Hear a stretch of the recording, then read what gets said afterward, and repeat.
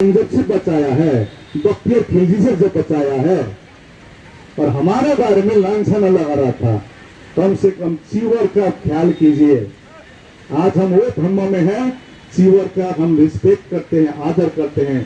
मुसलमान का मौलवी हो या हिंदू पंडित हो या क्रिश्चियन का पादरी हो या हमारे बुद्धिस्टों के भिक्षु हो, चीवर को हम रिस्पेक्ट करते हैं। अपने को अच्छा सिद्ध करने के लिए 1000 साल नहीं लगती है। हम जितने परेशान रहेंगे, शांत रहेंगे, उतने ही क्या होगा, हम लोग परेशान होकर प्रेस कॉन्फ्रेंस कर रहे हैं। और हम लोग बारंबार सरकार से बोल रहे हैं, टॉक शुरू कीजिए। तो भाई चिंता मत कीजिए, हमारा शांति उनके लिए परेशान है, चिंता मत कीजिए, अपनी आवाज बुलंद रखिए। हमने तो हिम्मत किया बैठ के, एक ही बचा हुआ महाबोधि महाविहार हम छोड़ेंगे नहीं, समझे ना। अब एक तो डायलॉग बोलता है इन लोग, हम बहुत डायलॉग सीखे यहाँ पर बिहार में। छोड़ेंगे नहीं, तोड़ेंगे, क्या बोलता है? जब छोड़ेंगे नहीं। नहीं, उसे नहीं बोलना चाहिए। तोड़ा तोड़ी के बात कीजिए। हम लोग शांति से ही करेंगे, हम लोग छोड़ेंगे नहीं, तोड़ना नहीं है किसी को। वरन उनसे कल मैं पत्रकार से बताया कि हमने अयोध्या में, जानते थे अयोध्या एक साकेत नगर, हमारे पास प्रमाण थी आर्कोलॉजिकल सर्वे ऑफ इंडिया का, लेकिन हमारे हिंदू भाइयों की एक सेंटीमेंट थी। क्या सेंटीमेंट थी? राम मंदिर की। हमने भी हेल्प किया, हम चुप रहे, लेकिन महाबोधि महाविहार के लिए हम चुप नहीं रहेंगे। इतना क्लियर मैसेज दीजिए। बहुत बहुत साधुवाद सुबोध जी आपको। अगला वक्ता के रूप में भंते शिवरंग लेना पड़ता है। चंबल बोलते ही बंदूक का याद आता है, शोले का याद आता है, फूलंदे भी याद आता है। और इन्होंने अभी मेरे को फोटोग्राफ दिखाया, चीवर के ऊपर भी था बंदूक। बोधिसत्व बाबा साहब डॉक्टर भीमराव अम्बेडकर, परम श्रद्धेय सम्राटों के सम्राट अशोक। बात यहाँ के मैं शांत रहिए जी, मेरी बात सुनिए। युवा लोगों से ये कहना चाहता हूँ, हम आपको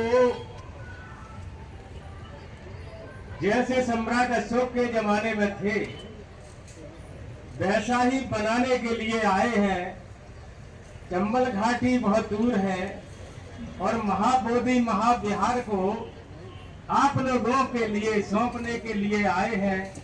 और अगर हमको तुम्हारे बीच में यहाँ प्राण भी चले जाए फिर भी हम कम समझते हैं, क्योंकि तथागत बुद्ध ने जब यहाँ इस बोधि वृक्ष के नीचे बैठ करके